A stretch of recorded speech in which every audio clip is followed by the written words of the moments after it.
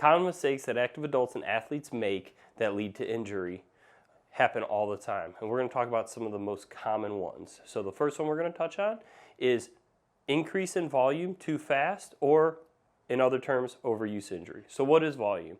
Volume is a combination of your reps times your sets times the weight. This, all in all, for all the movements that you do for a specific muscle group, encapsulates the total volume. If you increase that amount of work or volume too fast, then it correlates with increases in injury incidences. So, for example, let's say you're doing a workout and you haven't worked out at all in several months, or you haven't deadlifted. And then you go into the gym and a bunch of deadlifts are programmed at a weight that's moderately uncomfortable for you, pretty hard. And then you do that workout and you wonder why your back flared up. Well, it's because your body's not used to deadlifting. It hasn't done it in months. And you're jumping into a workout that involves a high volume or high rep load of deadlifts, and your body's in shock. And then it responds to that sometimes by sending off pain signals. The next most common mistake that active adults and athletes make in their training that leads to injury is they fail to include unilateral movements. Okay? Some unilateral movements would be considered like a split squat, single leg RDL, landmine press, dumbbell bench press. The reason these are important is they help work on your weaknesses. So if one side of your body is a little bit weaker than the other, you can balance that out. Unilateral movements usually activate the muscles to a higher extent as well. So you're going to get more bang for your buck doing them. So everybody who's training with any type of workout, doesn't matter if you're doing CrossFit, traditional weight training, bodybuilding, whatever it is, it doesn't matter. You need to be incorporating unilateral movements if you want to prevent injury and improve your performance.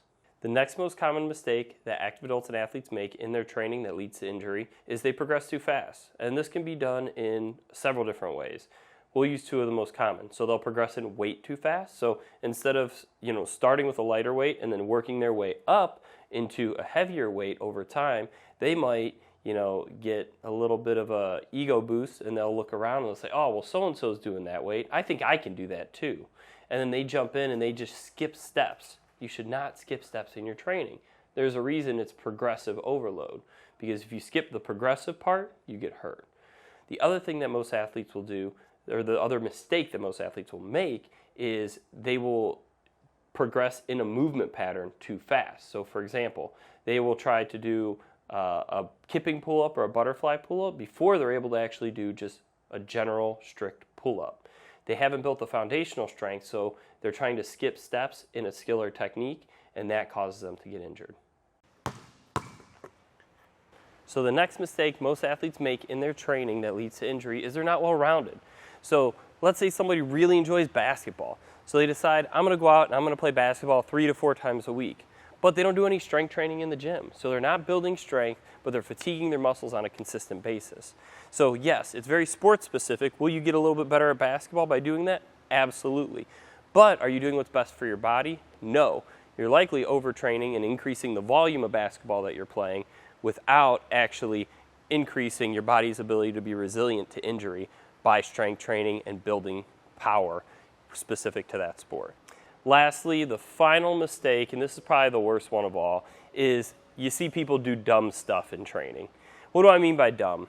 I mean things that you see on Instagram that's supposed to be in a funny video, like the crate challenge, for example. And you think it's a good idea, and you think you can do the crate challenge, and then you fall off a stack of 15 to 20 crates, and then you get hurt. Some people do dumb stuff with bands, where they'll have bands tied all around them, and they think they're doing something good for their body, but really what they're doing is they're making something overly complex, and in doing so, they're risking injury. Instead of just doing the tried and true basics, we don't need new exercises. We need to use the exercises that we already know in a smarter way to get the results we're looking for. Training isn't about new and fancy. It's about using tried and true methods and using them to develop and meet your goals. If you're doing that, you're going to have success.